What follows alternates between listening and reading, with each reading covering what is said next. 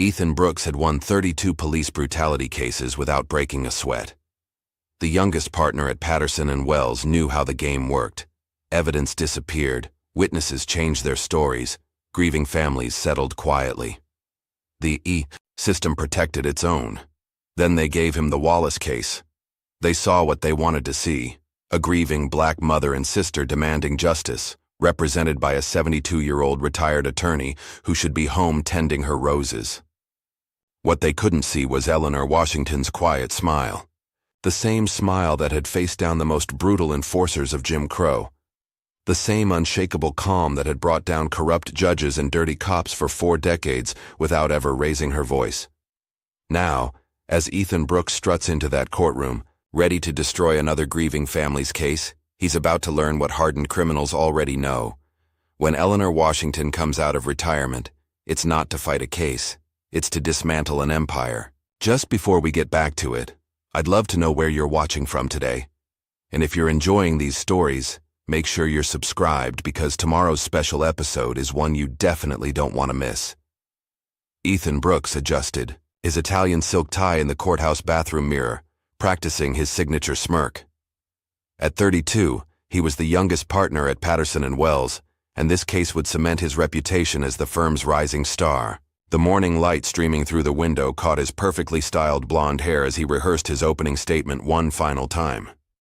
His reflection showed exactly what he wanted the world to see: success, power, and unshakable confidence. The bathroom door swung open as Thomas Reed, another partner at the firm, walked in. "Big day, Brooks. The department's watching this one closely. They picked the right man for the job," Ethan replied, running his hand through his hair one last time. "These activist types think they can shake down the police department every time some thug gets what's coming to them. Not on my watch." Thomas frowned slightly. "Just remember, the Wallace family has a lot of community support. We need to handle this delicately." Ethan laughed, the sound echoing off the marble walls. "Delicately? Please. I'll destroy their case before lunch. Watch and learn, old man." Down the hall, his colleagues from the firm huddled around the water cooler, hanging on his every word as he described his strategy. The younger associates looked at him with undisguised admiration, while the more experienced lawyers exchanged knowing glances. "It's the same old story," Ethan proclaimed, gesturing dramatically. "Family loses a criminal relative and tries to cash in. They'll probably parade some grieving mother and sister in front of the jury, trying to play on emotions instead of facts." Sarah Matthews, a junior associate with 3 years of experience, shifted uncomfortably. "But what about the footage from that night? The witnesses said is irrelevant." Ethan cut her off with a wave of his manicured hand. "These activist types always try to paint their clients as saints. Trust me, I've seen it 100 times. He didn't mention that this was actually his first high-profile police defense case. Details like that didn't matter when you had his natural talent. "But shouldn't we at least consider—" Sarah began again. "Listen, sweetheart," Ethan interrupted, his tone dripping with condescension. "I know you're new to this, but leave the strategy to those of us who actually know what we're doing. Why don't you go organize the exhibits or something useful?" Sarah's face flushed red as she turned and walked away. The remaining associates quickly found reasons to disperse, leaving Ethan alone with his inflated sense of importance. Across town, in a modest living room filled with family photos and the lingering scent of fresh coffee, Margaret Wallace sat with her daughter Lisa, both dressed in their Sunday best. Their hands were clasped tight as they waited for their attorney to arrive. A framed photo of Terrence in his graduation cap and gown watched over them from the mantel, his bright smile forever frozen in time. The room itself told the story of a family's life and loss. Pictures chronicled Terrence's journey, from a grinning toddler to a proud high school graduate. His academic achievements hung alongside Lisa's nursing school acceptance letter. A father's absence was marked by the subtle gap in later family photos, leaving Margaret to raise her children alone. "Mama, are you sure about this?" Lisa asked, her voice barely above a whisper. At 23, she was now the only child Margaret had left. "Going up against the police department, it's going to be hard. They're already saying terrible things about Terrence on the news. Margaret reached up to touch the silver cross hanging around her neck, a gift from Terrence on her last birthday. Her fingers traced the familiar pattern as she spoke. Your brother deserved better than dying alone on that street, baby. We owe him the truth. He always stood up for what was right, even when it was hard. Now it's our turn to stand up for him. Lisa nodded, wiping away tears. I miss him so much, Mama. Every day at the hospital, I keep thinking he's going to show up with those silly dollar store flowers like he used to, telling me to stay strong through nursing school. He was so proud of you. Margaret smiled through her own tears. Remember how he worked those extra shifts at the grocery store to help with your textbooks? That boy would do anything for his family. Their moment of remembrance was interrupted by a gentle knock at the door. Margaret smoothed her dress and stood, drawing strength from her faith and her daughter's presence. When she opened the door, she found herself face to face with Eleanor Washington. At 72, Eleanor moved with the deliberate grace of someone who had spent decades commanding courtrooms, her silver hair swept back in a neat bun. Her clothes were simple but immaculate, a navy blue suit that had seen countless battles for justice. Deep lines around her eyes spoke of both laughter and sorrow, while her posture remained straight and dignified. Mrs. Wallace, Lisa, Eleanor, greeted them warmly, though her eyes held a hint of sadness. She'd spent the night reviewing the case files again, and the weight of what she'd read showed in the slight slump of her shoulders. Before we head to the courthouse, I want you both to understand what we're up against. Margaret gestured for Eleanor to sit. When Reverend Mitchell recommended you, he said you were the best, said you've been fighting these battles longer than most. Eleanor placed her worn leather briefcase on the coffee table, its scratches and scuffs telling stories of countless legal battles. I've seen too many cases like Terrence's, too many mothers left without answers. She paused, choosing her words carefully. I retired last year, but when I heard about what happened to your son, some fights you can't walk away from. Lisa leaned forward, her nursing training evident in her practical questions. The other lawyer, what do you know about him? Reverend Mitchell said he's ruthless. Ethan Brooks, Eleanor said, her tone neutral but her eyes sharp. Young, ambitious, with a perfect record defending the department. He'll try to make this about anything except what happened that night. He'll dig through Terrence's past, question his character, paint him as a threat rather than a victim. Are you ready for that? Margaret's grip on her cross tightened. They already killed my boy. They can't hurt him anymore. Eleanor reached out and took Margaret's hand, her grip firm and reassuring. Then let's go tell Terrence's story. But remember, in that courtroom we need to be stronger than our anger, more dignified than their disrespect. Can you do that? Both women nodded, though their eyes showed their fear. They gathered their belongings, Margaret clutching her well-worn Bible, Lisa holding a small photo of Terrence in her purse. As they walked to Eleanor's car, neighbors watched from behind curtained windows, some nodding in support, others quickly turning away. The courthouse steps were a circus of news vans and reporters when they arrived. Camera flashes exploded around them as Eleanor guided the Wallace family through the media gauntlet. Microphones thrust in their faces, questions shouted from all directions, creating a cacophony of accusation and speculation. Mrs. Wallace, do you blame the entire police department? Ms. Washington, coming out of retirement for this case, what makes it special? Lisa, what do you say to claims your brother resisted arrest? Is this case connected to the wider protests against police brutality? Eleanor moved them through with practiced ease, her presence creating a calm bubble in the chaos. She'd walked these steps hundreds of times before, guiding other families through similar storms. Her hand remained steady on Margaret's back, offering silent support as they climbed toward justice. Inside, the courthouse hallway buzzed with tension.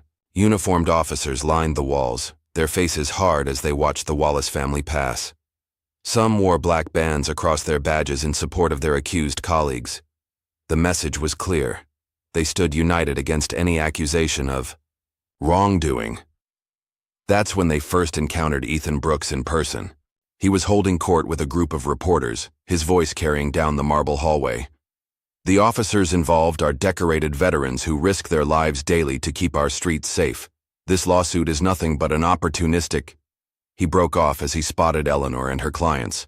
"Well, well," he drawled, loud enough for everyone to hear.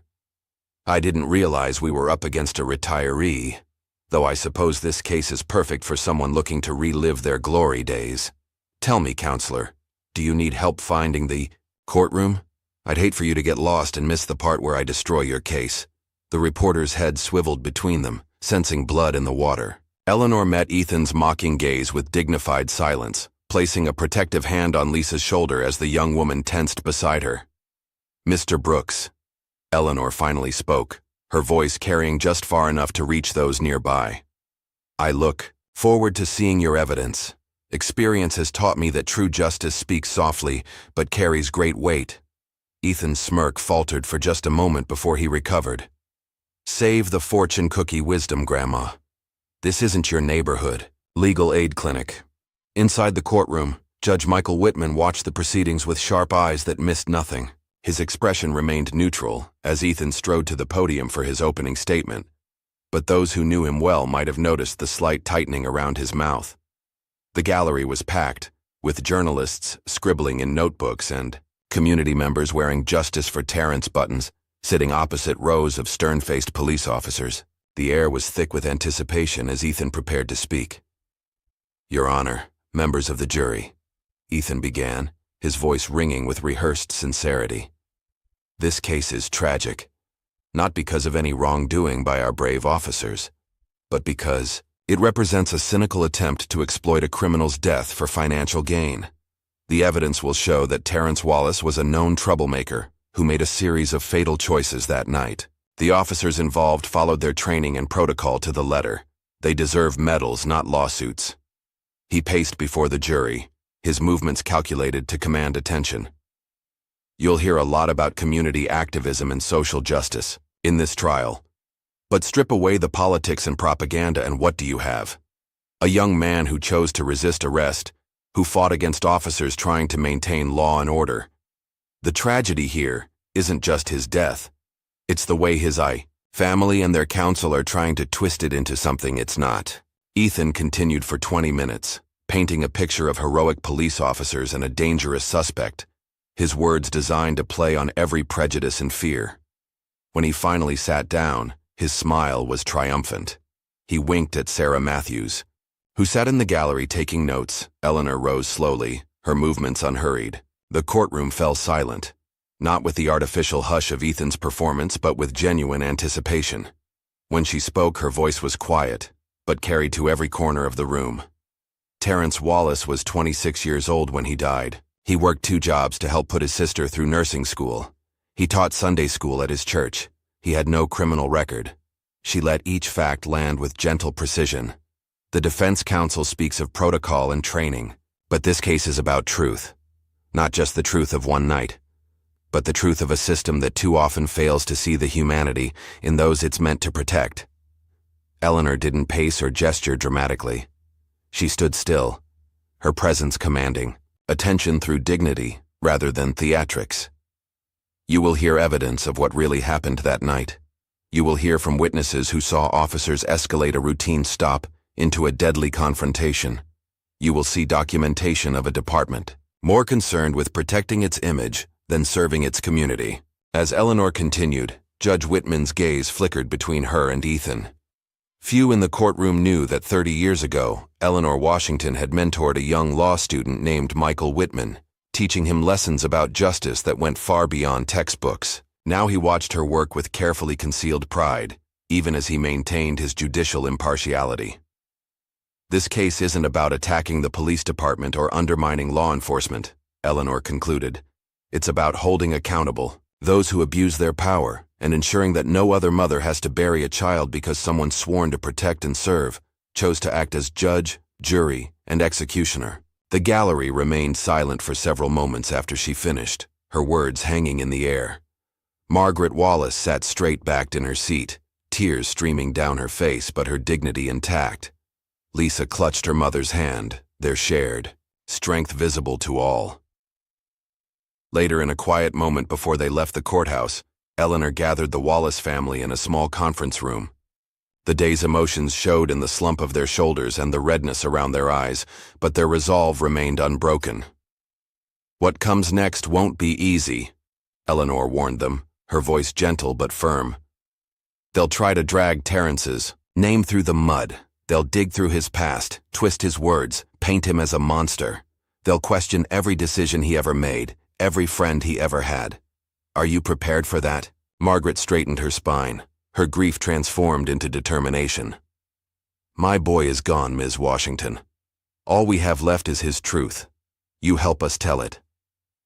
They think because we're not rich or powerful, we'll give up," Lisa added, her voice stronger now. "But Terrence never backed down from bullies, and neither will we." Eleanor nodded, her own determination matching theirs. "Then we'll face them together. Remember, they have money and influence, but we have something stronger. We have truth on our side." As they left the courthouse, the setting sun painted the sky in shades of purple and gold. Tomorrow would bring new battles, but for now, they had taken the first step toward justice. The war for truth was just beginning. In his office across town, Ethan loosened his tie and poured himself a generous measure of scotch.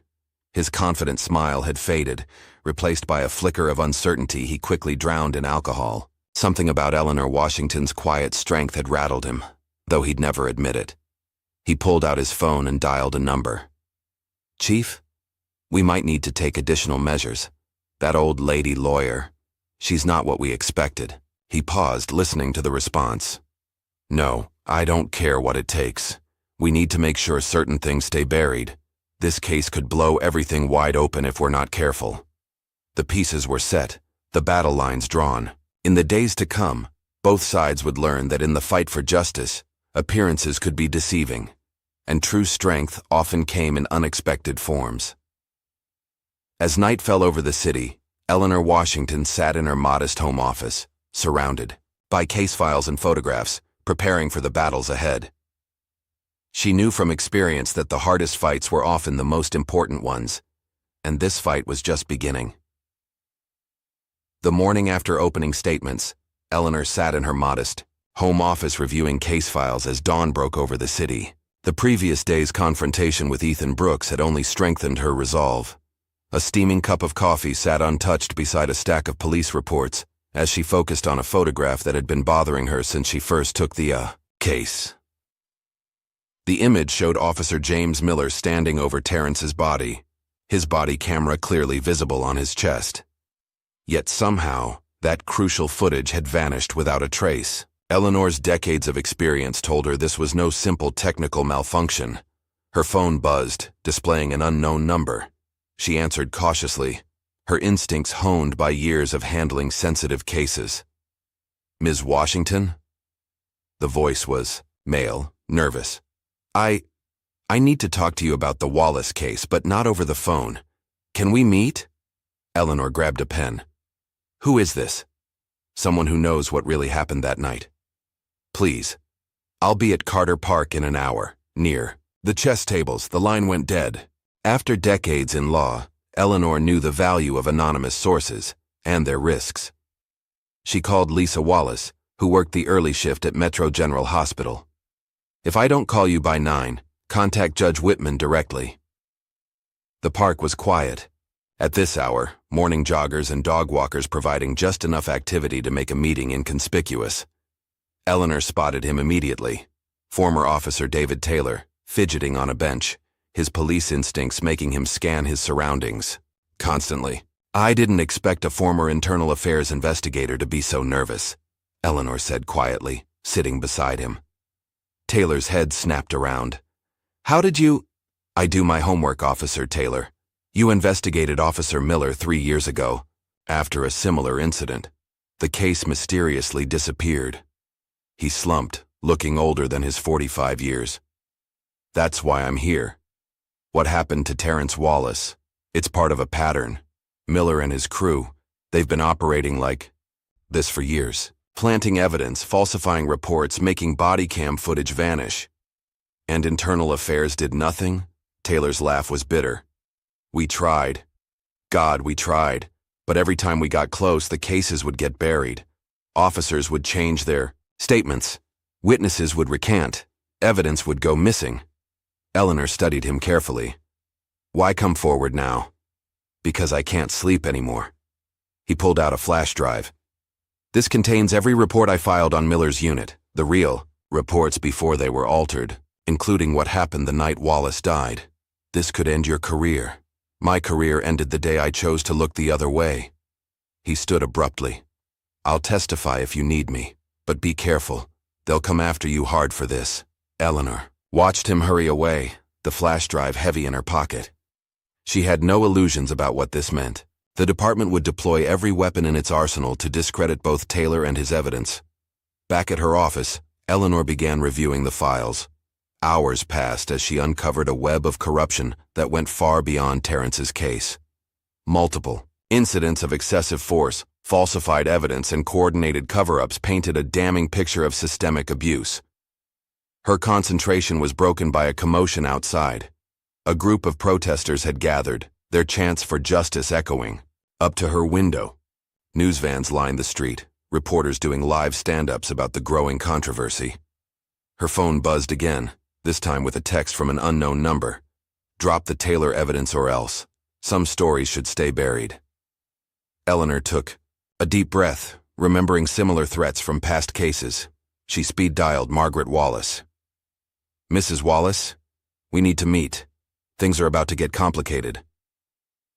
Across town, Ethan Brooks was having his own crisis. He paced his corner office at Patterson and Wells, Taylor's planned testimony throwing his carefully constructed case into chaos.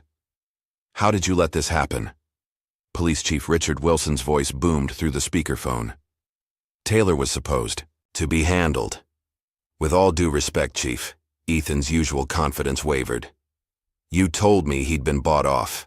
Now he's giving evidence to Washington. Then discredit him. That's what we pay you for. Taylor had a drinking problem years ago. Use it. Make him look unstable. And the evidence he provided? Evidence can be challenged. Documents can be questioned. Focus on destroying Taylor's credibility. Make him toxic. Ethan loosened his tie, sweat beading on his forehead. What about Washington? She's not backing down. Everyone has secrets. Brooks, find hers. After hanging up, Ethan summoned his team. Sarah Matthews watched with growing discomfort as he outlined their strategy. I want everything on David Taylor.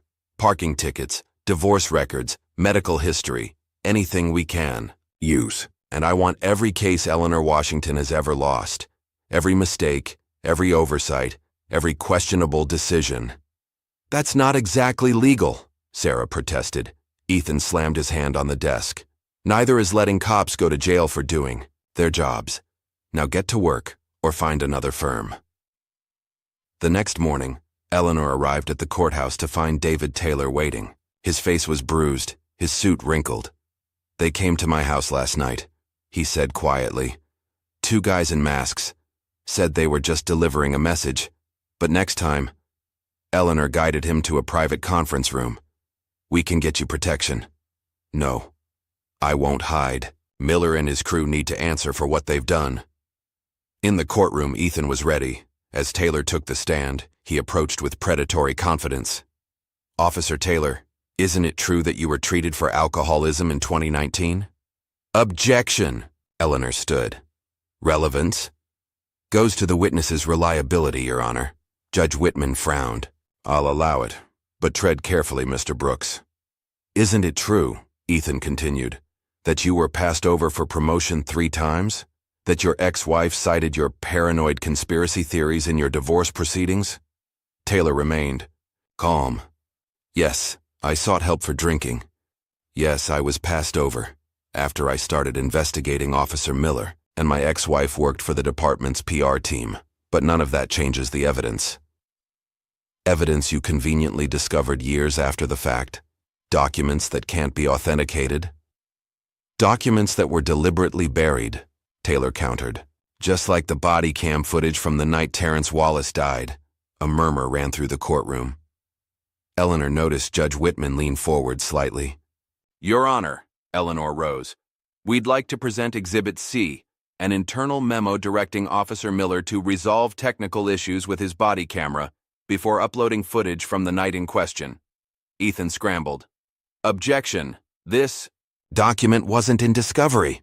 Because it was illegally withheld, Eleanor replied calmly.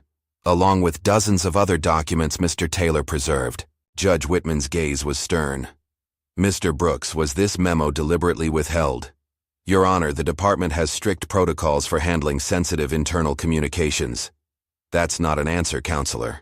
Before Ethan could respond, a commotion erupted outside the courtroom. The doors burst open as protesters pushed past security, their chants filling the room. Signs demanding justice for Terrence and end police corruption waved above the crowd. Order. Judge Whitman's gavel cracked like thunder. Clear the courtroom. As security restored order, Eleanor noticed Lisa Wallace among the protesters, her face a mask of pain and determination. The young woman caught her eye, silently conveying the community's growing frustration. Once the courtroom was cleared, Judge Whitman addressed both attorneys. This case is becoming a powder keg. I expect both of you to maintain proper decorum and follow all discovery rules. Is that clear? Later that evening, Eleanor received another visitor. Sarah Matthews, clutching a thick folder. I can't be part of this anymore, Sarah said, placing the folder on Eleanor's desk. Ethan's ordered us to dig up dirt on you, Judge Whitman. Anyone who supports the Wallace family. He's even talking about fabricating evidence to discredit Taylor. Eleanor opened the folder, finding detailed surveillance reports on herself and her clients. Why are you showing me this? Because my brother was killed by police 5 years ago. Different city, same story.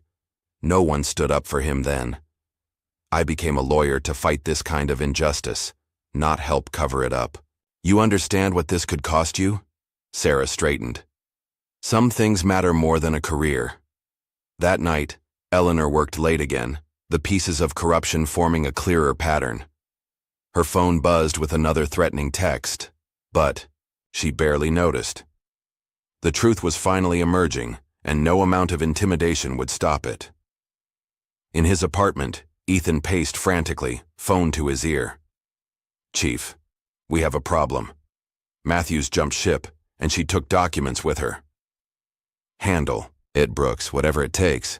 But sir, you wanted to play in the big leagues? This is how it works. Make this go away or you'll go away with it. The line went dead, leaving Ethan alone with his crumbling case and growing fear. He poured another drink, his hands shaking slightly as he reached for his phone again. Meanwhile, Eleanor met with Margaret and Lisa Wallace in their home, updating them on Taylor's testimony and the growing evidence of departmental corruption. They're going to say horrible things, Eleanor warned. About David Taylor, about Terrence, about all of us. Are you prepared for that? Margaret clasped her hands in prayer. Lord gave me strength to bury my son. He'll give me strength to face their lies. Lisa's voice was harder. Let them talk. Every lie they tell just proves how scared they are of the truth. Eleanor smiled sadly, remembering countless other families who'd faced similar battles. The protest today, it shows how many people support you, but it also makes you targets. We need to be careful. Terrence used to say, Lisa's voice caught, that change doesn't come from being careful. It comes from being brave. The next morning, news broadcasts led with footage of the courtroom protest. Political pundits debated police accountability while community leaders called for calm. Outside the courthouse, two groups of protesters faced off, one supporting the police, the other demanding justice for Terrence. Eleanor arrived early, finding David Taylor waiting again. His bruises had darkened, but his resolve had strengthened. They offered me money last night, he said. A lot of money. When I refused, they threatened my kids. Eleanor's expression hardened. We can request witness protection. No, my kids are safe. I sent them to my sisters out of state. I'm seeing this through. Inside, Ethan was reviewing his strategy with the remaining members of his team, his usual arrogance replaced by desperate intensity. Taylor is the key. Destroy him, and this all goes away. I don't care what you have to do. Find something we can use. But as he watched his team disperse, Ethan caught his reflection in the window. The polished young lawyer who'd started this case was gone, replaced by someone he barely recognized. The day's testimony focused on the missing body camera footage. Eleanor methodically built her case, presenting document after document showing a pattern of technical difficulties whenever Miller's unit faced accusations of misconduct. During a break, Judge Whitman called both attorneys to his chambers. His expression was grave as he studied them. "This case is becoming about more than one tragic night," he said carefully. "The integrity of the entire system is being questioned. I expect both of you to remember your ethical obligations as officers of the court." Ethan squirmed under the judge's steady gaze, while Eleanor remained composed. Both understood the warning beneath the words. That afternoon, as Sarah Matthews prepared to testify about Ethan's illegal tactics, a bomb threat forced an evacuation of the courthouse. In the chaos, someone slipped another note into Eleanor's briefcase. "Last warning. Some secrets are worth killing for." But it was too late for warnings. The truth, like water, had found its cracks and was beginning to flow. Eleanor Washington had spent her career fighting for justice, and she recognized the moment when a case transformed from a legal battle into a movement for change. As day turned to evening, Eleanor sat with the Wallace family in her office, watching news coverage of the growing protests. Margaret clutched her Bible, drawing strength from its worn pages. Lisa's nursing scrub still bore the creases from her shift, but her exhaustion was overshadowed by determination. "Tomorrow," Eleanor said softly, "we present evidence that goes beyond Terrence's case. Evidence that shows years of systematic abuse and cover-ups. The department will fight back hard. They'll use everything they have." "We're ready," Margaret replied, her faith unshaken. "Truth is like light. The darker it gets, the brighter it shines." Across the city, Ethan Brooks sat alone in his office, surrounded by the wreckage of his perfect record and sterling reputation. On his desk, photos from the Internal Affairs investigation showed Officer Miller standing over other victims, other families destroyed by unchecked power. His phone buzzed with messages from the police chief, each more threatening than the last. The war for truth was escalating, and tomorrow would bring battles that would change lives forever. But tonight, in the quiet darkness, the city held its breath, waiting to see if justice would finally prevail over power, if truth would overcome corruption, if one family's fight for answers would expose a system built on lies. Eleanor Washington closed her eyes, remembering all the cases that had led to this moment. Tomorrow would test everything she believed about justice and truth. But for now, she had work to do. The evidence was clear, the witnesses were ready, and the time for secrets was ending. The stage was set for a confrontation that would expose not just what happened to Terrence Wallace, but the deep-rooted corruption that had allowed such tragedies to repeat unchecked for years. The question was no longer whether the truth would come out, but who would be left standing when it did. The morning after David Taylor's explosive testimony and the courthouse bomb threat, Eleanor arrived early to review her strategy. The previous day's events had shifted the case's momentum, but she knew from experience that such moments were often followed by fierce counterattacks. The quiet halls of justice would soon become a battlefield. Sarah Matthews sat across from Eleanor's desk, dark circles under her eyes suggesting a sleepless night. "They're going to try to destroy me today," she said quietly. "Ethan's already spread word that I'm unstable, attention-seeking, bitter about being passed over for promotion." Eleanor poured them both coffee from her thermos. "Are you ready for what comes next?" "I've spent 3 years watching them twist the truth. I'm done being part of it." Sarah's hands trembled slightly as she accepted the coffee. "But Ethan, he knows things about my past, things that could hurt my credibility." "Then we'll face them head on," Eleanor replied, her voice steady.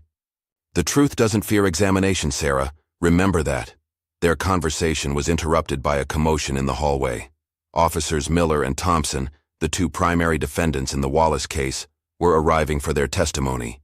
Their swagger suggested confidence, but Eleanor noticed the tension in their movements, the way their eyes darted around the corridor. Inside the courtroom, Ethan Brooks was already in place, his usual immaculate appearance slightly frayed at the edges. His phone buzzed constantly with messages from the police chief, each one more demanding than the last. Judge Whitman called the court to order, his gaze lingering on the extra security posted at each door. The gallery was packed, with community, activists on one side and police supporters on the other. The tension was palpable. "Your Honor," Eleanor rose. "The prosecution calls Officer James Miller to the stand." Miller approached with practiced confidence, his dress uniform pressed and medals gleaming. He'd testified in dozens of cases before, always emerging unscathed. But as he passed the Wallace family, his step faltered slightly. Eleanor began her cross-examination with deceptive gentleness. "Officer Miller, please tell us about your body camera on the night of Terrence Wallace's death." "As I stated in my report, the camera malfunctioned. A unfortunate coincidence. Tell me, how many times has your camera malfunctioned during incidents? Involving civilian casualties?" Miller shifted uncomfortably. "I don't recall the exact number." Eleanor approached with a stack of documents. "Let me refresh your memory. In the past 5 years, your body camera has mysteriously failed during 7 incidents involving excessive force complaints. Each time, the footage was declared irretrievable by technical services." "Objection." Ethan shot to his feet. "Counsel is trying to establish a pattern based on unrelated incidents." "Your Honor," Eleanor countered, "these incidents demonstrate a systematic attempt to conceal evidence." Judge Whitman leaned forward. "I'll allow it. The witness will answer." Miller's facade cracked slightly. "Technical problems happen. It's not unusual." "Not unusual?" Eleanor's voice remained calm, but carried to every corner of the room. "Let's discuss Officer Sandra Chen. When she reported your conduct during the Martinez incident, she was transferred to desk duty. When Officer Taylor investigated you, his career was destroyed. When Terrence Wallace's friend tried to film your actions that night, his phone was confiscated and never returned." "Objection. Counsel is testifying." "Withdrawn." Eleanor changed, direction smoothly. "Officer Miller, where were you on the night of April 15th, 3 days before Terrence Wallace's death?" The question caught Miller off guard. I was on patrol." "Were you? Or were you at the Blue Line bar, meeting with Officers Thompson and Rogers planning how to handle community troublemakers in your patrol area?" Miller's face paled. Sarah Matthews leaned forward, recognizing the date. She'd been at that bar, gathering evidence that would later drive her to switch sides. "I want to invoke my Fifth Amendment rights," Miller said suddenly. A murmur ran through the courtroom. Eleanor merely nodded, as if she'd expected this. "No further questions, Your Honor." During the lunch recess, Ethan cornered Sarah outside the courthouse cafe. "You told her about the bar meeting, didn't you? You little traitor." "Back off, Ethan," Sarah warned, noticing a news photographer nearby. "You think you're so righteous? Wait until they hear about your brother, about how he really died." Sarah's face hardened. "Go ahead. I'm not afraid of the truth anymore." The afternoon session began with Officer Thompson's testimony. Eleanor's approach shifted, becoming more aggressive as she sensed the defense's growing desperation. "Officer Thompson, explain why your arrest record shows a disturbing pattern of targeting young black men in routine stops." "Objection. Inflammatory." Overruled. The witness will answer. Thompson's arrogance cracked under Eleanor's relentless questioning. His answers became defensive, contradictory. When she presented statistics showing racial disparities in his use of force, he lost his composure. "You don't know what it's like out there. We're trying to keep order in a jungle, and you people—" "Thank you, Officer Thompson." Eleanor cut him off smoothly. No further questions. By late afternoon, the prosecution's case had gained undeniable momentum. Eleanor methodically exposed years of misconduct, building a picture of systemic abuse that went far beyond Terrence's death. During a break, Margaret Wallace approached Eleanor in the hallway. "Ms. Washington, there's something you should know. Someone broke into our house last night." Eleanor's expression darkened. "Was anything taken?" "No, but they left this on Terrence's photo." Margaret handed over a note that read, "Drop the case, or the next funeral will be yours." "We're not stopping," Margaret said firmly. "Terrence wouldn't want us to." Eleanor squeezed her hand. "We'll get you protection. This means we're getting close to the truth." Back in court, Ethan attempted to rebuild his case through character witnesses praising the officer's service records. But each testimony crumbled under Eleanor's cross-examination as she exposed contradictions and half-truths. "Detective Phillips," Eleanor addressed one witness, "you testified that Officer Miller has an exemplary record of community service. Were you aware of the 17 civilian complaints filed against him in the past 3 years?" "Those complaints were unfounded." Unfounded or buried? Like the dashcam footage from the Robinson incident? The witness statements that mysteriously vanished from the Garcia case? As Eleanor pressed harder, Ethan became increasingly agitated. During another recess, he made a desperate call to the police chief. "She knows everything. Someone's feeding her information about cases we buried years ago." "Then use the contingency plan," the chief growled. "You know what's at stake here." That evening, as Eleanor prepared to leave the courthouse, she found Sarah waiting by her car. "They're planning something," Sarah warned. "Ethan made calls to some people, the kind you don't want to know about. Be careful going home." Eleanor smiled sadly. "I've faced worse than Ethan Brooks and his friends, but thank you, Sarah. You've shown real courage." At home, Eleanor reviewed her notes for the next day's witnesses. Her phone lit up with another anonymous threat, but she barely glanced at it. Instead, she opened an old photo album, touching, a picture of herself and her late husband at a civil rights march decades ago.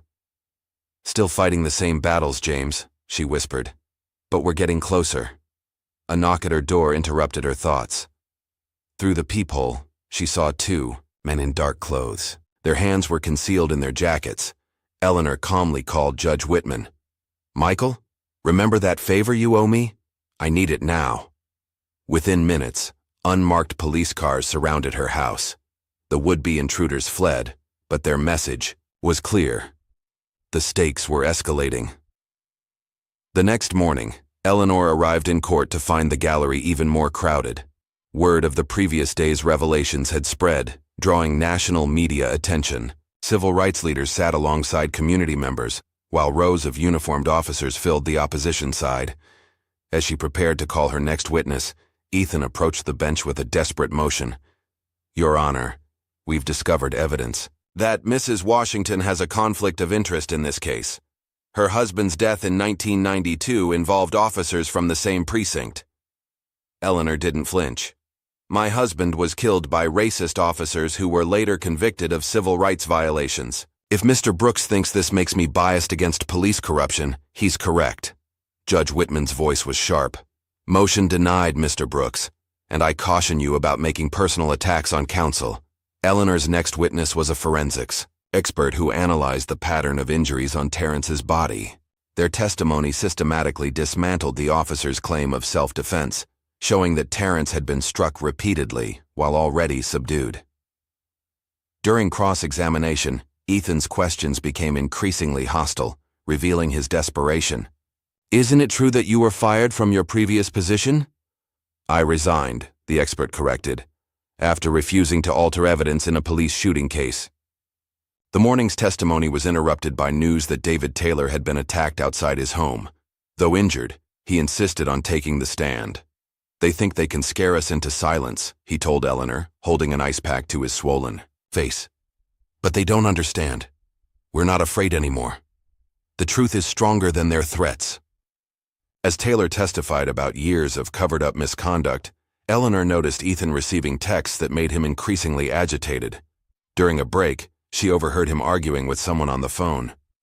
"I don't care what it costs. Find something we can use against her. Everyone has secrets. Dig deeper." But Eleanor's own investigation was moving faster.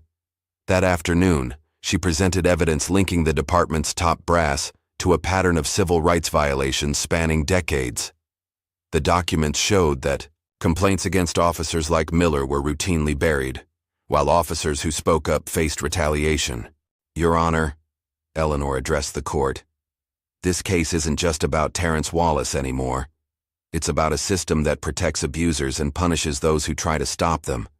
The same officers who killed my husband 30 years ago trained the men who killed Terrence Wallace. The same officials who covered up that crime are still in power, still burying evidence, still destroying lives. In the gallery, Margaret Wallace wept quietly as Lisa held her hand. Around them, community members nodded in recognition of shared pain and shared purpose. Ethan's rebuttal was passionate but unfocused. His usual swagger had been replaced by barely controlled panic as he felt the case slipping away. The defense maintains that these officers acted appropriately given the circumstances. Any procedural irregularities were minor and did not affect the outcome. Officer Miller and his colleagues are dedicated public servants being unfairly targeted by activists with a political agenda. But his words rang hollow against the weight of evidence Eleanor had presented. Even some of the officers in the gallery looked uncomfortable, perhaps recognizing that the wall of silence was finally cracking. Late that afternoon, Sarah Matthews took the stand. Despite Ethan's attempts to discredit her, she remained composed. As she detailed years of systematic corruption she'd witnessed at the firm. They taught us how to bury evidence, how to intimidate witnesses, how to protect officers no matter what they'd done, she testified. When I objected, they reminded me that my career depended on being a team player. And why should we believe you now? Ethan sneered during cross-examination. Isn't this just revenge for being passed over for promotion? Sarah met his gaze steadily. No, Mr. Brooks. This is about choosing truth over power, something you wouldn't understand. As the day drew to a close, Eleanor received word that more witnesses were coming forward. Other officers, department employees, even prosecutors who had buried similar cases over the years. The wall of silence was crumbling. In his chambers, Judge Whitman reviewed the day's transcripts with growing concern. The case had expanded far beyond its original scope, threatening to expose corruption at every level of law enforcement. He knew there would be powerful forces moving to stop it. Eleanor worked late into the night, knowing that tomorrow would bring even fiercer battles. The threats against her had escalated, but they only proved she was on the right track. In her decades of fighting for justice, she'd learned that the stronger the resistance, the closer you were to the truth. At home, she added another photo to her case file. Terrence Wallace's graduation picture next to a photo of her husband. Different decades, different circumstances, but the same story of power abused and justice denied. But this time, she had the evidence to expose it all. Across town, Ethan paced his office, surrounded by scattered files and empty coffee cups. His phone buzzed with another message from the police chief. Handle it, or everything burns. The morning light cast long shadows through the courthouse windows as Eleanor Washington reviewed a manila envelope that had been slipped under her office door overnight. Inside was a USB drive and a handwritten note. From the chief's personal files. Use it wisely. The anonymous leak suggested that even within the department's highest ranks, consciences were beginning to stir. But before Eleanor could examine the drive's contents, her phone buzzed with urgent news. Marcus Rodriguez, a key witness who had filmed part of Terrence's fatal encounter with police, had been involved in a suspicious car accident on his way to court. She immediately dialed Detective James Chen, one of the few honest officers she still trusted. How bad is it, James?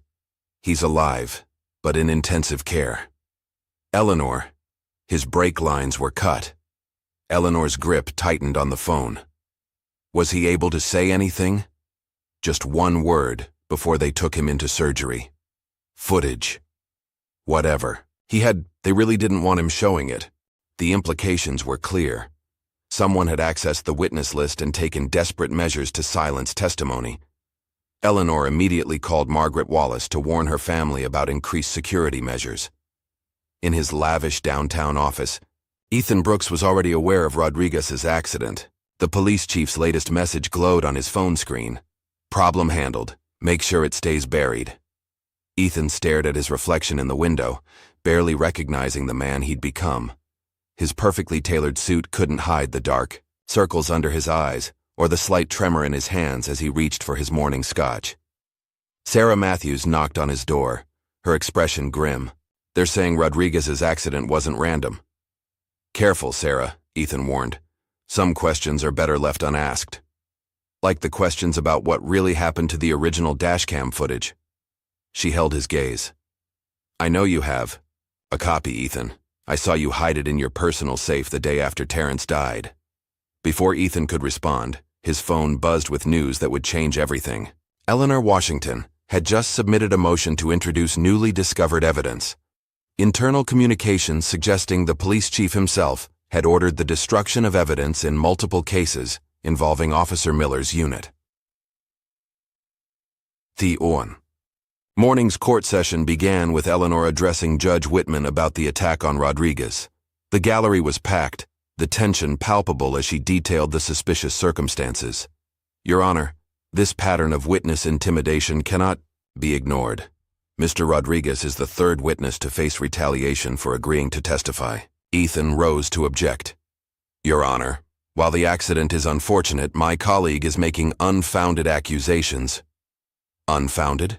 Eleanor's voice carried quiet authority. Like the unfounded complaints against Officer Miller. Like the unfounded concerns raised by Officer Taylor before he was attacked. Judge Whitman's expression was grave. Ms. Washington, do you have evidence linking these incidents to the defendants? Yes, Your Honor. Eleanor held up the USB drive.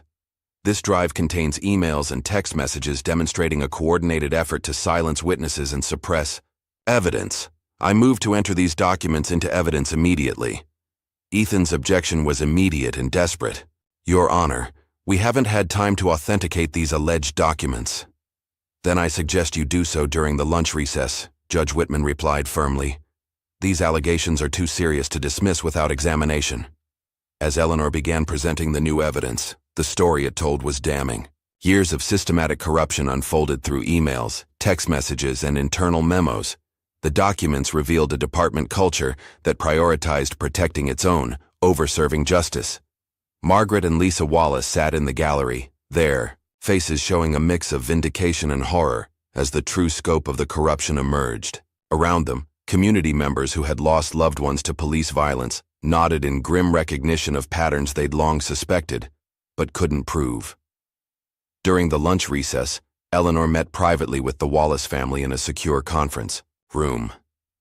They're going to try to discredit this evidence, she warned, and they might come after you even harder now. Margaret's faith remained unshaken. The Lord didn't bring us this far to abandon us now. Lisa squeezed her mother's hand. Terrence always said the truth was like a sunrise. You can try to ignore it, but it's going to shine anyway. Back in court, Ethan tried to challenge the authenticity of the leaked documents, but his usual confidence had evaporated. Each attempt to discredit the evidence only led Eleanor to reveal more damaging details. Mr. Brooks, she addressed him directly during cross-examination of a police IT specialist, are you aware that these emails include communications between your office and the police chief discussing ways to, and I quote, make the Wallace problem go away permanently? Ethan's face paled.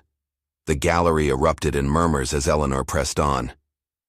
In fact, your own emails suggest you were aware of Officer Miller's history of excessive force complaints before you agreed to represent him.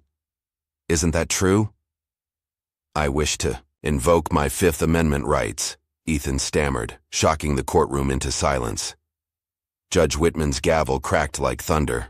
Mr. Brooks, you cannot selectively invoke the Fifth Amendment while continuing to represent your clients. Either withdraw from the case or answer the question. The afternoon session brought a surprise witness, Karen Miller, Officer James Miller's ex-wife.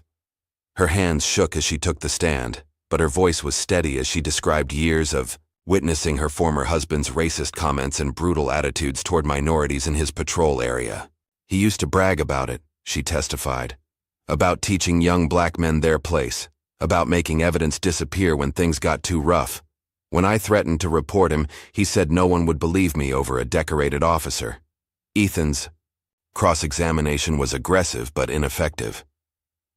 Isn't this simply revenge against your ex-husband? Aren't you bitter about the divorce? I'm here because I have to live with staying silent for too long, Karen replied. Because Terrence Wallace's mother deserves to know why her son died.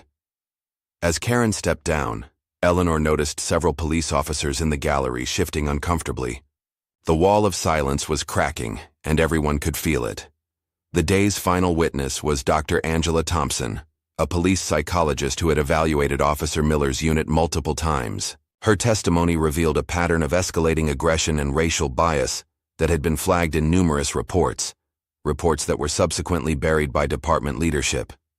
I recommended Officer Miller's removal from street duty 3 times, Dr. Thompson stated. Each time my reports were ignored or altered. When I persisted, I was told my contract wouldn't be renewed if I didn't revise my findings. Outside the courthouse, the crowd of protesters had grown larger and more diverse. Civil rights leaders stood alongside suburban mothers, college students, next to retired police officers who could no longer stay silent. Their chants for justice echoed through the courthouse windows. Eleanor used their presence to make a point about community impact. "This case isn't just about one tragic night," she told the jury. "It's about a system that has lost its way, about power unchecked and accountability denied. Every person standing outside represents a community that has lost faith in those sworn to protect them." As the day drew to a close, Eleanor received word that Marcus Rodriguez had emerged from surgery. He was weak but stable, and more importantly, ready to testify via video link about what he'd witnessed the night Terrence died. Ethan's desperation reached new heights. During a brief recess, he cornered Eleanor in the courthouse library. "You have no idea what you're doing," he hissed. "You think this is about justice? There are people involved who will do anything to keep their secrets buried." Eleanor met his gaze calmly. "I've spent my life fighting people who think their power puts them above the law. They don't scare me, Ethan, and neither do you." That evening, as Eleanor prepared for the next day's testimony, she received an unexpected visit from Judge Whitman at her office. "The Chief Justice called me today," he said without preamble. "There's pressure to declare a mistrial, to bury this whole thing." "And what did you tell him?" "That I took an oath to uphold justice, not protect the powerful." He paused. "Like someone taught me long ago." Eleanor smiled, remembering the idealistic law student he'd once been. "They'll come after you too, Michael. Let them try. Some things are worth the cost." Later that night, Eleanor visited Marcus Rodriguez in the hospital. Despite his injuries, his determination was unshaken. "I still have the original video," he whispered. "Kept it hidden all this time, waiting for someone I could trust. The footage shows everything. Miller planting evidence, the other officers helping cover it up. They killed Terrence in cold blood, Ms. Washington." As Eleanor left the hospital, she noticed 2 unmarked cars following her. Instead of going home, she drove to the Wallace family's church, where Reverend Mitchell had offered sanctuary to witnesses fearing retaliation.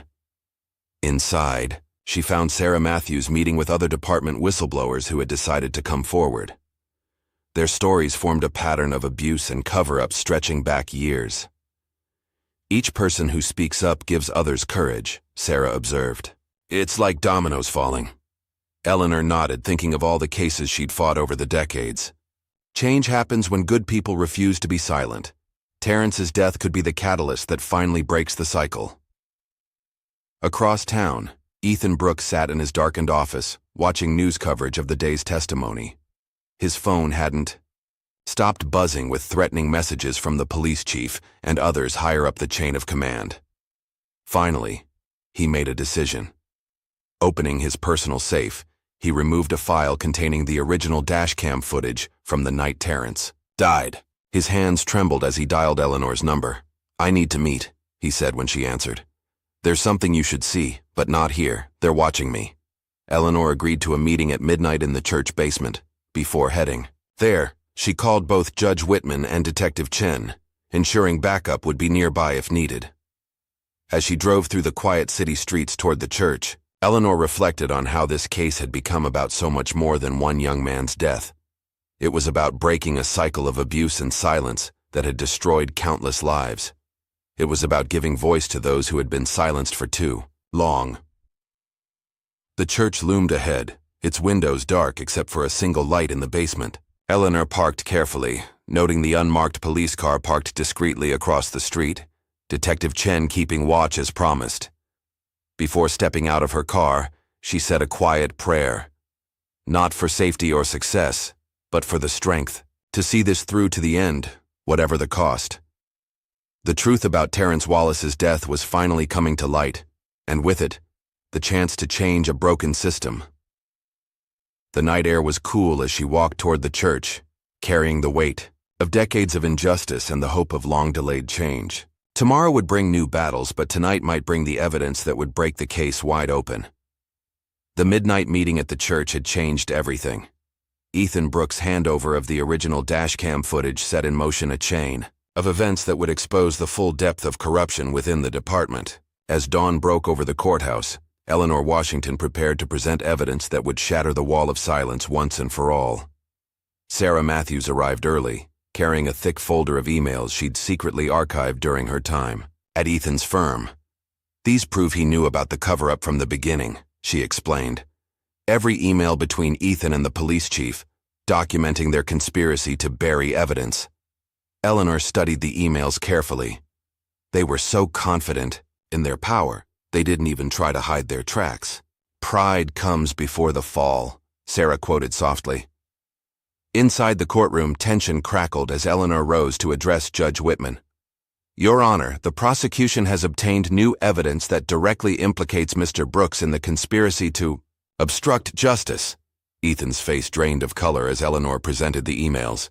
His carefully constructed facade began to crack as she read them aloud. From Police Chief Wilson to Ethan Brooks, dated the night of Terrence Wallace's death. Handle this like the others. Evidence disappears. Witnesses change their stories. Case goes away. The gallery erupted in murmurs as Eleanor continued. "Mr. Brooks' response, "Already on it. No one will believe some activist family over decorated officers. I'll make sure of it." Ethan jumped to his feet. "These emails are fabricated. This is a desperate attempt to—" "The emails have been authenticated by digital forensics experts," Eleanor cut in smoothly. "Furthermore, we have testimony from your own IT department confirming their authenticity." Judge Whitman's voice cut through the chaos. "Mr. Brooks, these are serious allegations of professional misconduct. Do you wish to respond?" Instead of answering, Ethan turned to his phone, frantically texting the police chief. But the response he received offered no comfort. "You're on your own, Brooks. Save yourself." The morning's testimony focused on the Wallace family. Margaret Wallace took the stand first, her dignity intact despite months of character assassination attempts. "My son taught Sunday school," she began, her voice steady. "He worked 2 jobs to help his sister through nursing school. The night he died, he was walking home from the grocery store where he worked late shifts. He called me just before—" Her voice caught, but she pressed on. "He said he was bringing home ice cream for Lisa's graduation celebration." Eleanor guided her testimony gently. "Mrs. Wallace, what happened when you tried to get answers about your son's death?" "They said he was dangerous. Said he attacked those officers. But I raised that boy. He never raised his hand to anyone in anger. When I asked to see the body, camera footage, they said it was lost. When I asked for witnesses, they said no one saw anything." As Margaret testified, Lisa Wallace sat in the gallery, tears streaming down her face. Community members reached out to touch her shoulders, offering silent support. Ethan's cross-examination was desperate and harsh. "Isn't it true that Terrence had a juvenile record?" "Objection," Eleanor's voice cracked like a whip. "Mr. Brooks knows that record was expunged because the charges were proven false." "Sustained," Judge Whitman ruled sharply. Mr. Brooks approached the bench. At sidebar, the judge's voice was cold. "One more stunt like that, counselor, and you'll be facing contempt charges. Are we clear?" After lunch, Eleanor played the dashcam footage Ethan had surrendered. The courtroom fell silent as the video showed what really happened that night.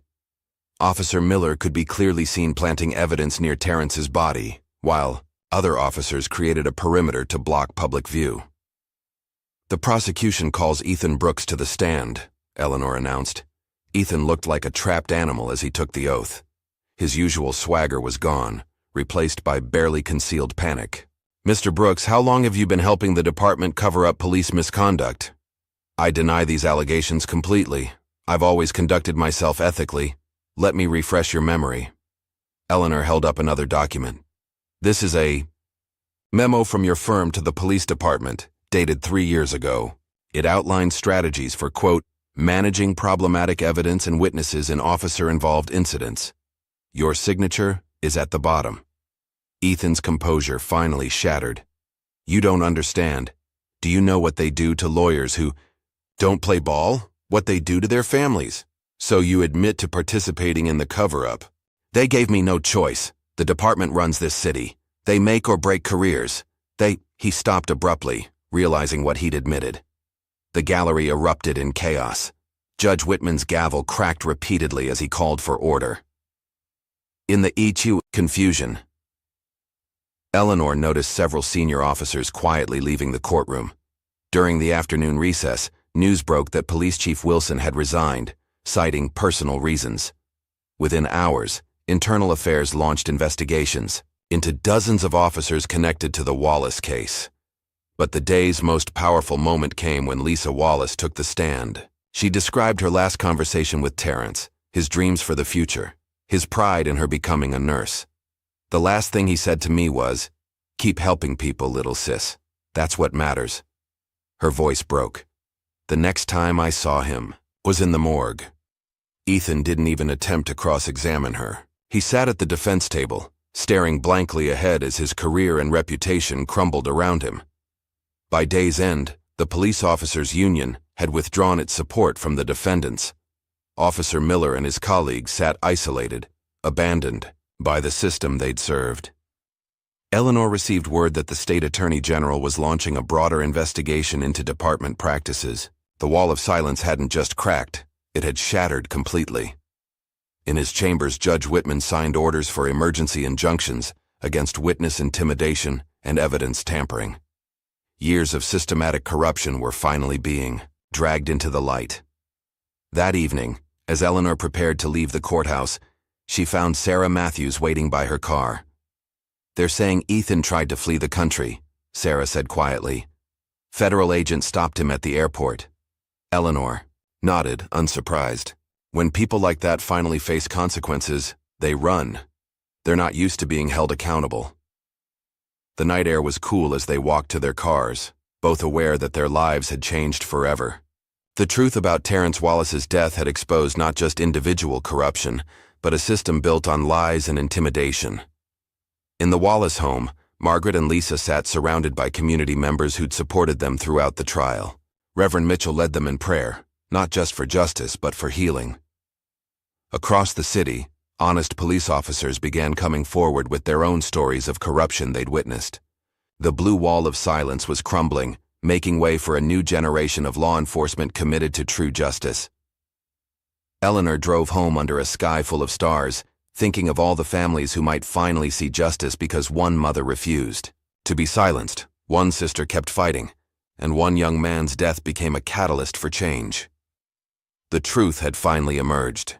Not in a sudden explosion, but in the steady revelation of evidence, testimony, and courage. Ethan's true colors had been exposed, along with the corrupt system he served. Now, the real work of reform could begin. Tomorrow would bring new challenges.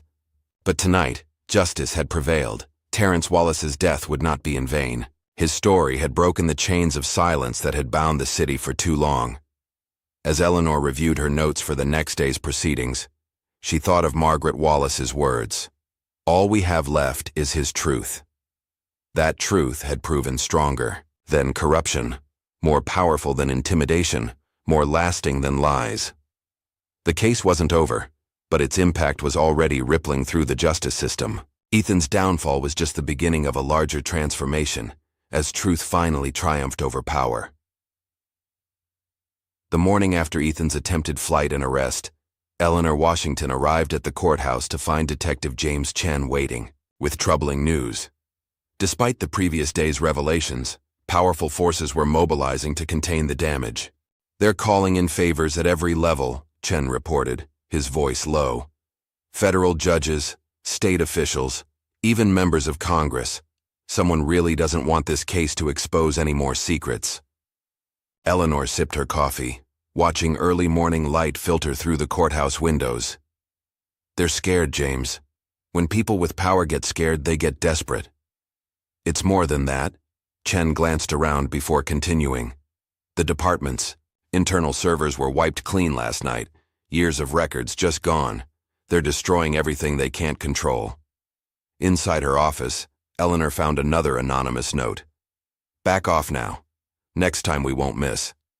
Attached was a photograph of her car's cut brake lines, taken in the courthouse parking garage.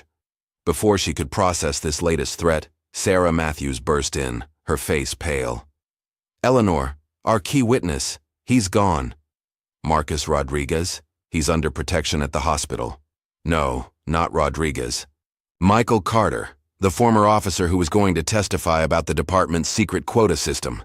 He disappeared from his hotel room last night. The security cameras mysteriously malfunctioned. Eleanor's phone buzzed with a text from Judge Whitman. Emergency meeting in chambers, now. In the judge's chambers, the gravity of the situation became clear. Michael Whitman's usual judicial composure was strained as he explained the pressure being applied from above. They're threatening to expose every controversial decision I've ever made, he admitted. Every case where I might have bent the rules for the right outcome. They're even dragging up my time as a civil rights lawyer, trying to paint me as biased. They won't stop with threats, Eleanor warned. Look what happened to Carter. I know. But Eleanor, he hesitated. They found something. That case from '89, the one we both know should have gone differently. They're saying they have proof we suppressed evidence. Eleanor's mind raced back to that case. A young activist found dead in police custody. They'd known the official story was a lie, but proving it would have meant revealing sources who would have been killed. They'd made a terrible choice for the right reasons. Use it against me if you have to, Michael. But don't let them bury this case. Outside the courthouse, the protests had taken an ugly turn. Police in riot gear faced off against angry demonstrators, while provocateurs in the crowd tried to incite violence. Eleanor watched from her window as someone threw a Molotov cocktail, sending officers and protesters scrambling. Margaret Wallace called, her voice shaking. Ms. Washington, someone broke into our house again. They destroyed Terrence's room, spray-painted threats on the walls. Lisa had to go stay with friends. She's terrified. Pack a bag, Eleanor instructed. I'm sending Detective Chen to move you somewhere safe. But the threats weren't just targeting the Wallace family. That afternoon, Eleanor learned that Sarah, Matthew's brother's grave had been desecrated, with warnings left that she would join him if she didn't recant her testimony. In court, Eleanor pressed forward despite the growing danger. She presented evidence of historical patterns of misconduct, showing how officers like Miller operated with impunity for years. Your Honor, she addressed Judge Whitman. We move to introduce evidence linking current department leadership to decades of civil rights violations. The new defense attorney, replacing the disgraced Ethan Brooks, objected immediately. Your Honor, this goes far beyond the scope of the current case. The pattern of abuse is directly relevant, Eleanor countered. Officer Miller's actions, the night Terrence Wallace died, weren't an anomaly. They were standard operating procedure, protected and enabled by department leadership. Before Judge Whitman could rule, a bomb threat forced evacuation of the courthouse. As they filed out, Eleanor noticed several senior officers huddled with the defense attorney, their expressions grim. During the delay, Eleanor met with her remaining witnesses in a nearby church basement. The fear was visible on their faces as they discussed the disappearance of Michael Carter. He knew too much, former Officer Wilson explained. Carter had proof that the quota system targeted minority neighborhoods specifically. Names, dates, direct orders from the top. They'll come after all of us next, another witness worried. Eleanor addressed the group firmly. I know you're scared, but if we stop now, nothing changes. More young men die, more evidence disappears, more families never get justice. Is that what you want? A young officer spoke up. My partner planted evidence on a teenager last week. When I reported it, they transferred me to desk duty, said I needed to learn how things really work. This is how things change, Eleanor encouraged. One voice at a time, one truth at a time. Back at the courthouse, after the bomb threat was cleared, Eleanor received word that the police union was pressuring officers to sign false statements discrediting the witnesses. Those who refused faced unofficial retaliation, bad shifts, dangerous assignments, no backup when called. Judge Whitman called both legal teams to his chambers. "I'm being told to declare a mistrial," he admitted. "They're claiming evidence contamination, witness tampering, prejudicial publicity." "By them," Eleanor protested. "They're the ones threatening witnesses and destroying evidence." "I know, but they've got judges in 3 circuits ready to back their play. If I don't comply, they'll force a change of venue to a friendly court." Eleanor thought quickly. "Give me 24 hours. I have one more witness they don't know about." That evening, Eleanor worked late in her office reviewing evidence as storm clouds gathered outside. Thunder rolled as she examined grainy surveillance footage from the night Terrence died.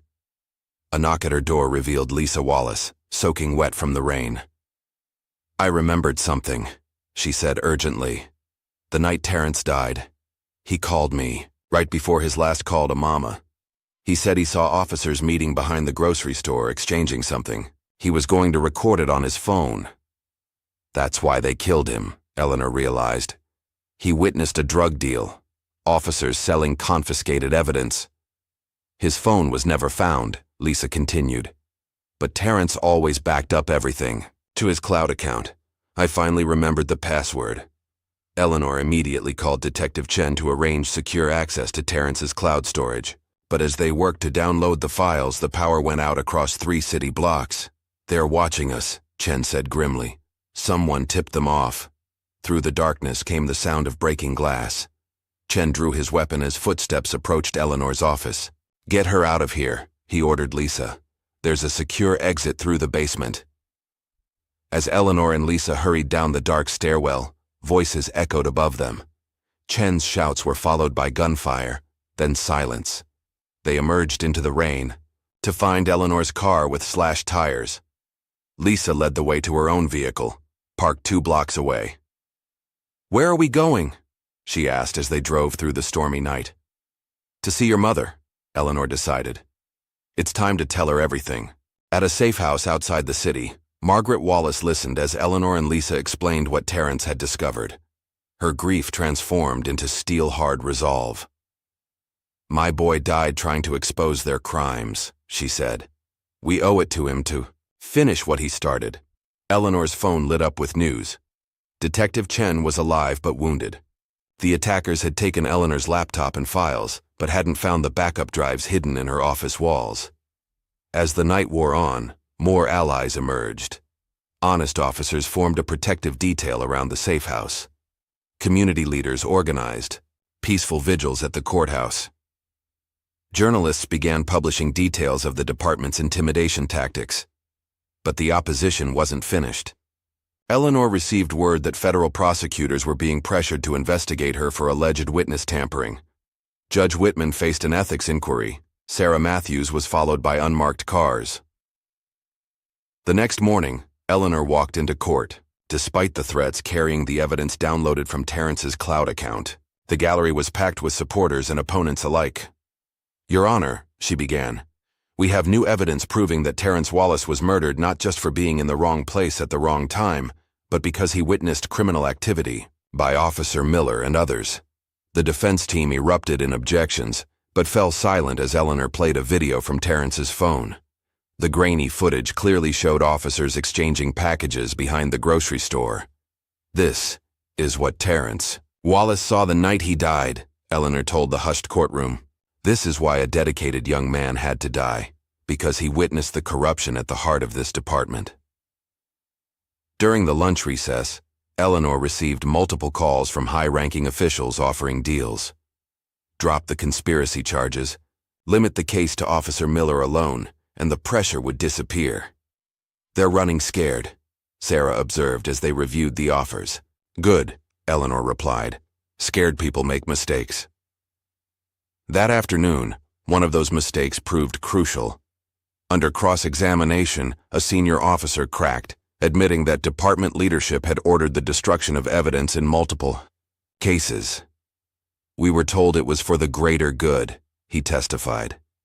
protect the department's reputation, maintain public trust. But really, we were just protecting criminals with badges. As word of his testimony spread, more officers came forward. The thin blue line was crumbling as those who'd been coerced into silence found their voices. But the old guard wasn't surrendering without a fight. That evening, as Eleanor left the courthouse, she noticed a red laser dot appear on her chest. "Get down!" Detective Chen, still bandaged from the previous night, tackled her as a shot rang out. The bullet shattered the courthouse window behind where she'd been standing. In the chaos that followed, Eleanor thought of all the others who'd died seeking justice. Her husband, Terrence Wallace, countless unnamed victims of a corrupt system. "They're getting desperate," Chen said as they huddled behind a concrete barrier. "This is how it ends. Either they go down, or they make sure everyone goes down with them." From their safe house, the Wallace family watched news coverage of the assassination attempt. Margaret led them in prayer for Eleanor's safety, while Lisa coordinated with community activists to maintain peaceful protests. Eleanor worked through the night in a secure location, preparing to present the full scope of evidence the next day. Decades of systematic abuse, corruption, and cover-ups would finally be exposed. Her phone buzzed with a message from Judge Whitman. "Whatever happens tomorrow, the truth matters more than consequences." Outside her window, dawn was breaking over the city. In a few hours, she would walk back into court, carrying the truth that Terrence Wallace had died to expose. Justice might be in peril, but its defenders weren't backing down. The storm of retaliation had thrown everything into chaos, but within that chaos was opportunity. The corruption was finally exposed, vulnerable, fighting desperately to survive. Now was the time to press harder, to ensure the truth couldn't be buried again. Eleanor thought of what she'd told her witnesses. Change happens one voice at a time, one truth at a time. Today, those voices would rise together, too numerous to silence, too determined to intimidate. As she prepared for court, Eleanor received one final threat. Last chance to walk away. She deleted it without responding. Some fights were worth any cost, and justice was never guaranteed. It had to be defended, sometimes at great risk, by those who believed in its power to transform a broken system. The sun rose over the courthouse as Eleanor Washington gathered her evidence, ready to face whatever came next. The truth about Terrence Wallace's death had started an avalanche that couldn't be stopped. Justice might be in peril, but its defenders stood ready, knowing that the darkest hour comes just before dawn. The morning after the assassination attempt, Eleanor Washington entered the courthouse through a phalanx of federal marshals. The previous night's shooting had transformed the case into national news, drawing attention from civil rights leaders and government officials across the country. News vans clogged the streets as protesters on both sides clashed behind police barricades. Inside her office, Eleanor found Detective Chen waiting, his arm in a sling from his wounds. "We found the shooter," he reported. "Former SWAT officer with connections to Miller's unit. He's willing to talk in exchange for protection." "They're turning on each other," Eleanor observed, organizing her files for the day ahead. Fear does that to people who've never faced consequences before. Sarah Matthews arrived with fresh intelligence. The police chief didn't just resign, he's agreed to testify. Apparently, he's been recording conversations for years as insurance. Before Eleanor could respond, Judge Whitman requested their presence in chambers. His expression was grave as he shared the latest development. "The state Supreme Court is trying to stay the proceedings," he announced. "They claim the case has become too politically charged for a fair trial." "They're still trying to bury it," Eleanor said, "even after everything that's happened." "I've delayed responding to their order," Whitman replied. "You have today to present your evidence. Make it count." The courtroom was packed as proceedings began. Eleanor noticed several high-ranking officials in the gallery, their presence a clear message about the stakes involved.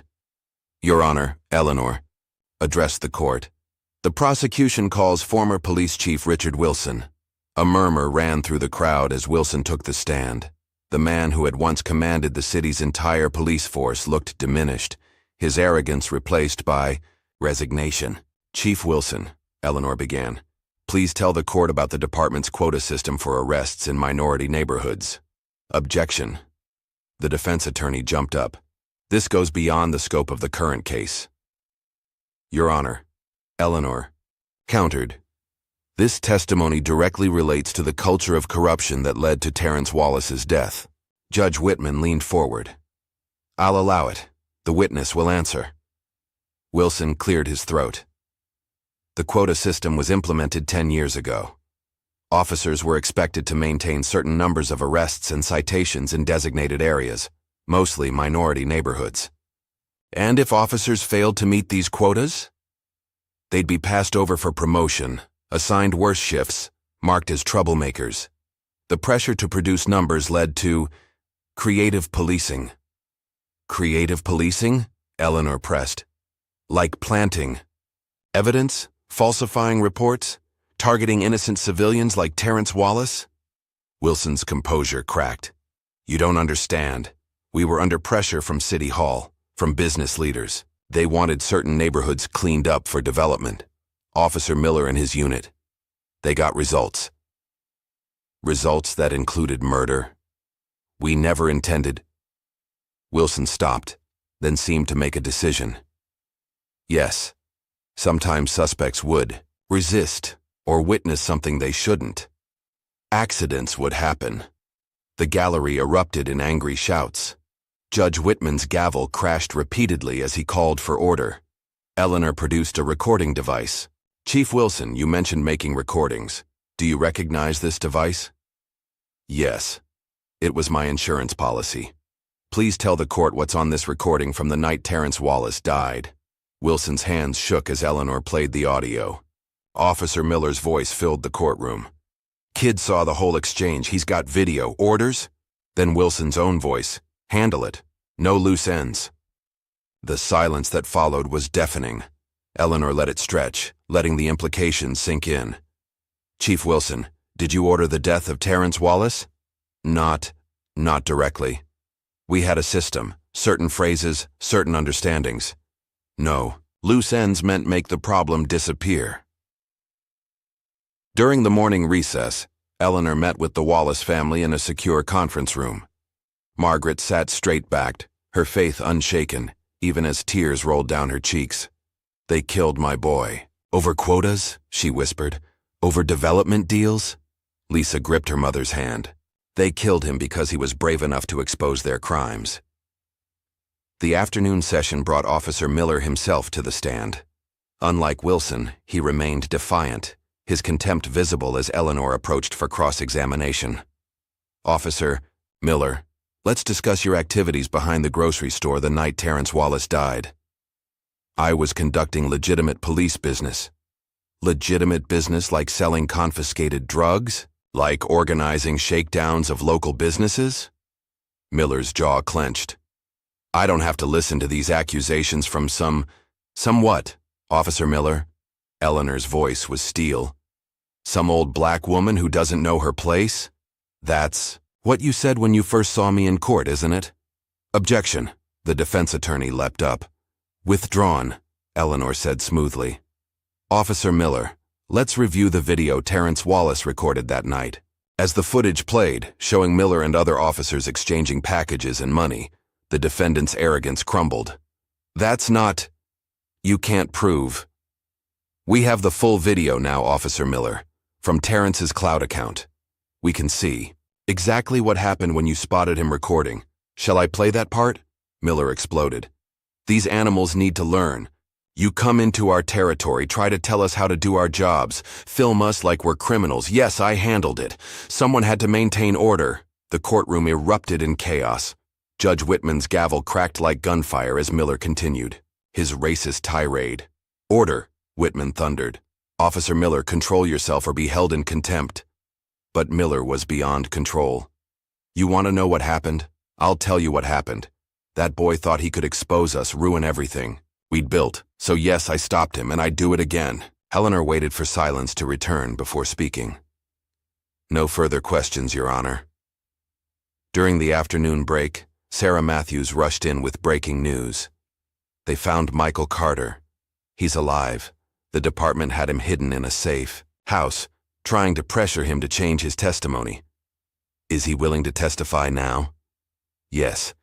And he brought files, years of documented quotas, targeted harassment, systematic civil rights violations. The day's final witness was Carter himself, still bearing bruises from his ordeal. His testimony methodically laid out the department's corruption, from racist quotas to drug dealing to murder. It wasn't just Terrence Wallace, he explained. There were others. Anyone who threatened to expose the system. We called them training accidents or justified use of force. But they were executions. As Carter testified, Eleanor noticed several older officers in the gallery nodding grimly. The wall of silence wasn't just cracking, it was disintegrating. The defense's cross-examination was weak, their questions merely going through the motions. They knew the case was lost. Late in the afternoon, Judge Whitman received the state Supreme Court stay order. He read it slowly, then looked at the packed courtroom.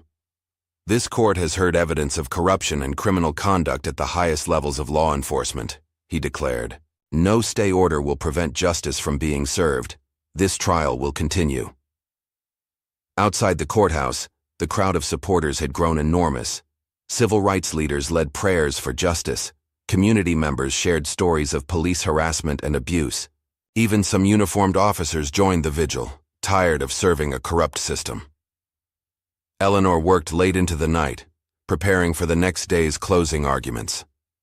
The evidence was overwhelming, but she knew the fight wasn't over. Sarah brought coffee and concerning news. They're trying to pressure the jury. Several members reported threatening phone calls. Have the marshals increase security, Eleanor directed. We've come too far to let intimidation win now. A knock at the door revealed Lisa Wallace. Ms. Washington, Mama wanted you to have this. She handed over Terrence's favorite Bible. She said you'll know what to do with it. Eleanor opened the worn book to find passages about justice and truth underlined in Terrence's hand. His notes in the margins revealed a young man who believed in the power of right over might. As midnight approached, Eleanor received a call from Judge Whitman. They're making one last play, he warned. Offering deals to everyone involved. Miller takes full blame, higher-ups walk free, department reforms promised but not guaranteed. No, deals, Eleanor said firmly. Terrence Wallace deserves full justice. She thought of all the others who died like Terrence, young lives ended by a system that valued property over people, power over truth. The time for compromises and half measures was past. In his cell, Ethan Brooks received visitors from his old firm. They offered him a deal, testify that he acted alone, protect the department's leadership, and avoid the worst charges. But Ethan had finally found his conscience.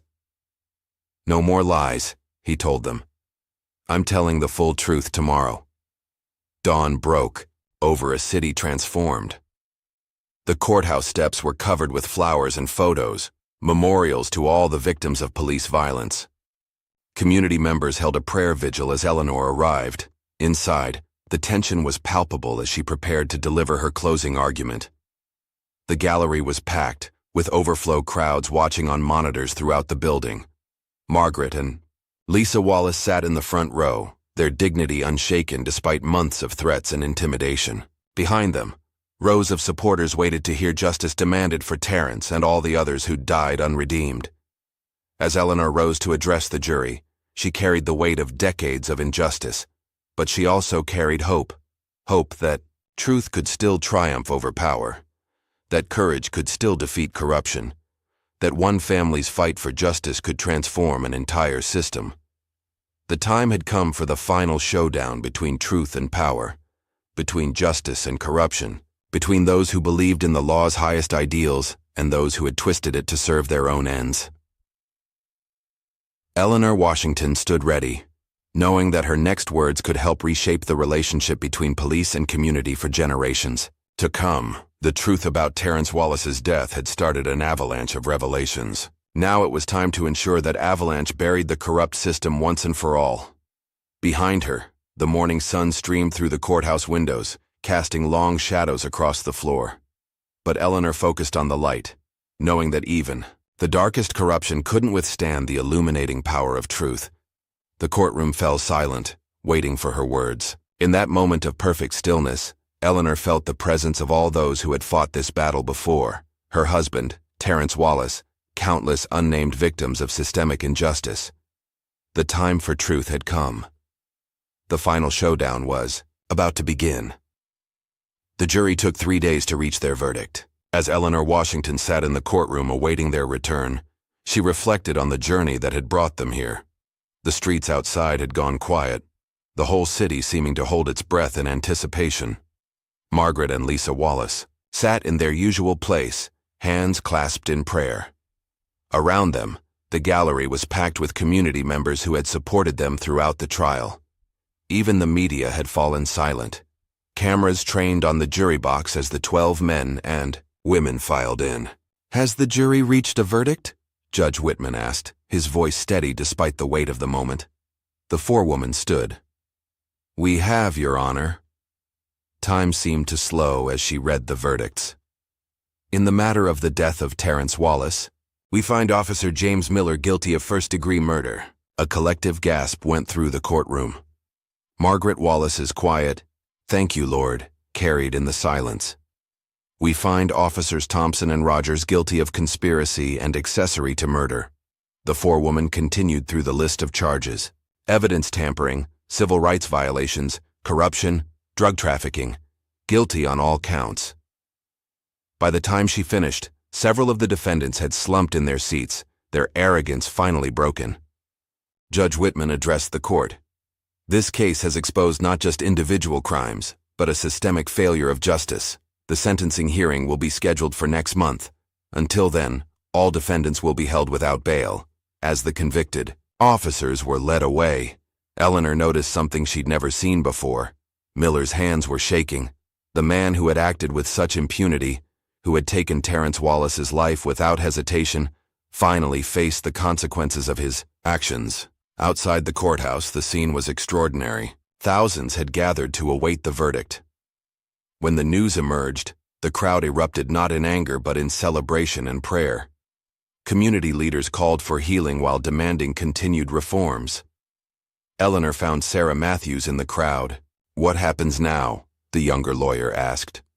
"Now the real work begins," Eleanor replied. "Verdicts don't change systems, people do." That evening, a memorial service was held for Terrence Wallace at his family's church. The small building overflowed. With mourners and supporters, Reverend Mitchell spoke about justice and reconciliation, about the power of truth to heal communities. Lisa Wallace took the podium, her voice strong despite her tears. "My brother believed in justice. Even that night, when he saw those officers breaking the law, he didn't run. He documented it because he believed the truth would matter." Margaret Wallace spoke next, her dignity touching everyone present. "My boy died seeking truth, but his death brought light to darkness. Now it's our job to keep that light shining." In the days that followed, the impact of the verdict rippled through the city. The new police chief, a reformer brought in from outside, announced sweeping changes: independent oversight, community involvement in policy-making, extensive retraining of officers. Eleanor worked with community leaders to establish the Terrence Wallace Initiative, a program to support whistleblowers and advocate for police accountability nationwide. Other cities began adopting similar reforms as the case gained national attention. A week after the verdict, Eleanor visited Ethan Brooks in prison, where he awaited his own sentencing for corruption and conspiracy. "I wanted to understand," she told him, "how someone sworn to uphold justice could become so corrupted by power." Ethan looked older, his designer suits replaced by prison orange. "It happened so gradually. First, you look the other way on small things, then bigger things. Before you know it, you're part of the machine. And now I have to live with knowing I helped protect murderers." He pushed a thick folder across the table. "This contains everything I know about other cases, other cover-ups. Maybe it can help prevent more Terrence Wallaces." The police department underwent a painful but necessary transformation. Many officers resigned rather than adapt to the new standards of accountability. Others, particularly younger officers, embraced the changes.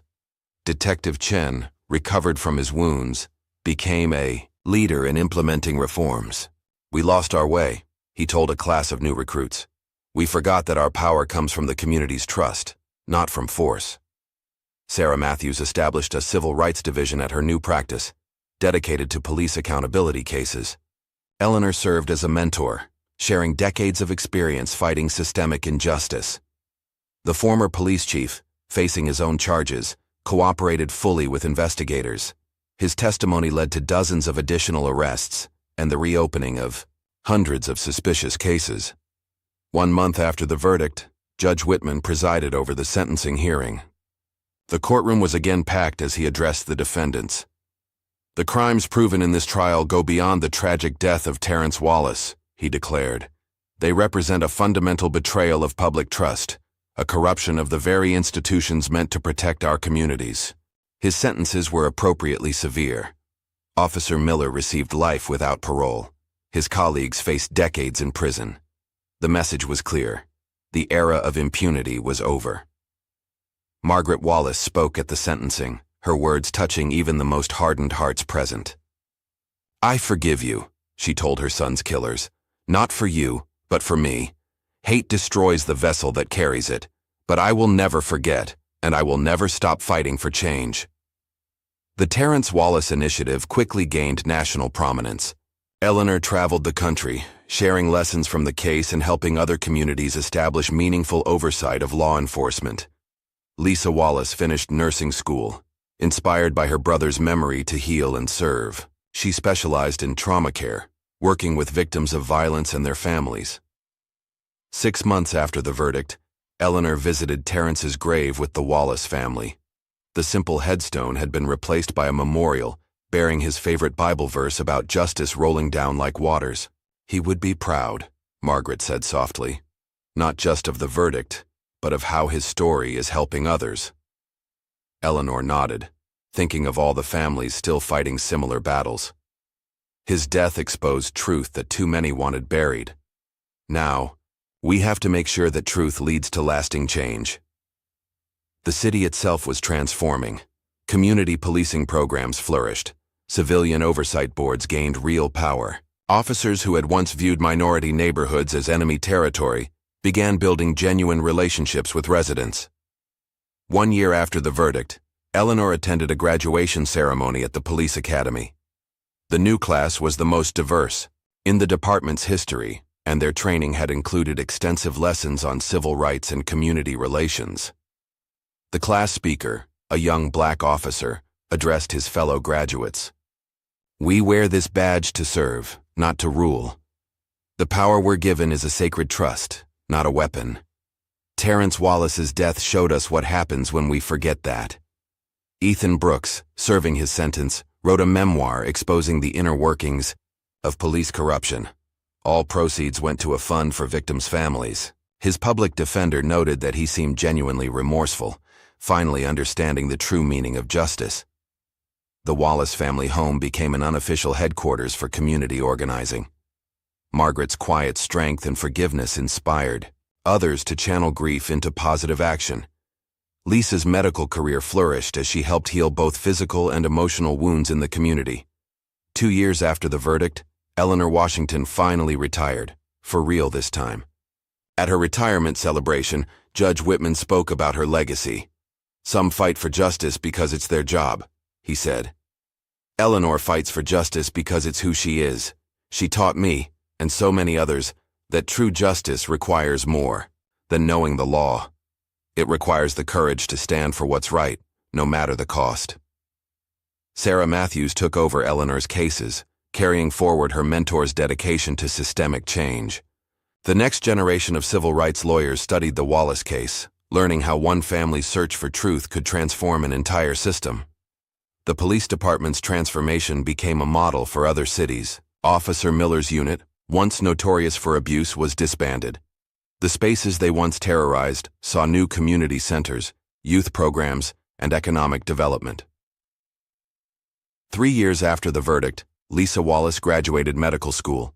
At her graduation party, she raised a toast to her brother's memory. "Terrence used to say that one person standing up for truth can change the world," she told the gathered friends and family. "He probably never imagined how right he was." Eleanor kept in touch with the Wallaces, watching as their tragedy transformed into triumph. Margaret became a respected voice for reconciliation and reform, speaking at churches and community gatherings about the power of truth and forgiveness.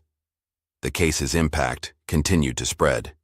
Police departments nationwide adopted the Wallace standards for accountability and transparency. Civil rights organizations used the case to push for similar reforms. In other cities, 5 years after the verdict, Eleanor attended the dedication of the Terrence Wallace Memorial Center for Justice and Reconciliation.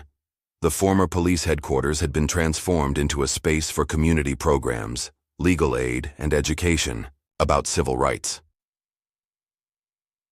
Standing in the center's main hall, Eleanor saw Terrence's photo alongside other victims of police violence. But now their stories served as catalysts for change, their memories inspiring new generations to fight for justice.